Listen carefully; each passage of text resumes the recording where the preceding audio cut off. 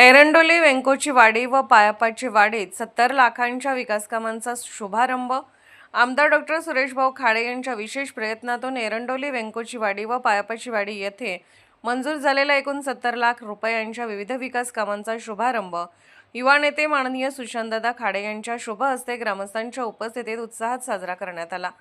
एरंडोली येथे नवलवडे पाटील रोडे वस्ती ते दानोळी वस्ती जाधव वस्ती रस्ता सुधारण्यासाठी 20 लाख रुपये, तर रामा 153 ते एरंडोली रोड पाटील वस्ती रस्ता सुधारण्यासाठी 20 लाख रुपये असे एकूण 40 लाख रुपयांचे काम मंजूर झाले आहे।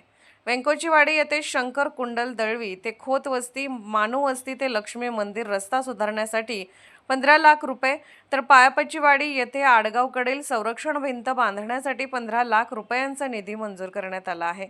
या विकास कामांमुळे ग्रामीण भागातील रस्ते अधिक सुरक्षित व दर्जेदार होण्यासोबतच आवश्यक संरक्षण उपलब्ध होणार आहेत।